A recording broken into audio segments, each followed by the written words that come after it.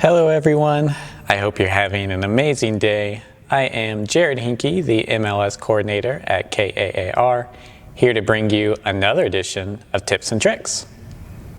In this edition of Tips and Tricks, I'm going to highlight the Compare feature in FlexMLS. This is not a feature that I hear mentioned too often, but you can find some great stats and figures under the Compare tab. To set the scene for it, I am in a quick search. I've already set my criteria, so I'm looking at active, pending, and closed listings, and I've set my under contract date and sold date to represent year to date at the time of this video. And as we move on down, I have selected a zip code of 37919. I can, of course, go over to my list, see that I have 210 results, and I can scroll through all those results if I like. But I'm here to talk about Compare, so let's head on over to the Compare feature. Here we are on the Compare tab, and we're going to start out with the comparison statistics. So the comparison statistics will highlight the current property, so the one highlighted in yellow here, and compare it to the rest of the properties in the search. It will show the average, median, low, and high of those listings for categories like original price, list price, sales price, agent days on market, and price change information as well. This may perhaps be a statistic that's better used with tighter search results. So if you're trying to make a meaningful comparison between your subject property and the rest of the search, it may be helpful to have fewer results in more similar properties. Take, for instance, original price. We have a high of 9.75 million. We have a low of 65,000. So there's a very big range, and that might make it difficult to compare this property with the rest of the list. Moving on to search statistics. Now this is a page that can work well with a lot of results, or maybe fewer, more similar results as well. It will show me listings by status, and will also represent that here in the center in this pie chart.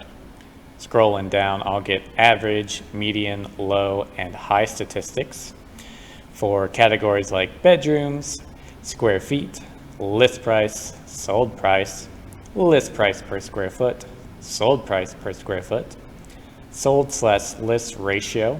So that's going to be the percent difference between the sold price and the list price. And then sold/original list ratio. That will be the percent difference between the original list price, barring price changes, and the sold price. Also, days on market. Scrolling on down, I will get my days on market and sold/list ratios by market time chart. That is a long chart title. What it shows me is it will group days on market 0 to 30 days, and then 30-day groups from there on out, all the way up to 121 days plus. It will show me the total number of listings sold within those groups of days on market, what percentage of the total those represent, average SP/LP, so that will show me the percent difference between the listing price and the sold price, and then average SP/OLP will show me that percent difference between the original list price and the selling price. So we can see that the selling price within 0 to 30 days was a little bit higher on average compared to the listing price. But as you add in more days on market, the listing price becomes higher than the selling price.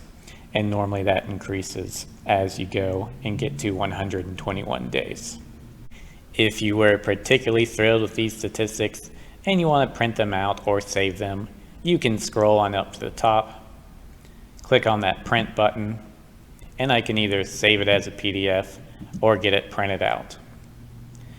If you ever have any questions about the page that you're on in FlexMLS, you can go up top to the Help button, click on Help with this page, and that will give you a useful rundown of the information that you're seeing on that page.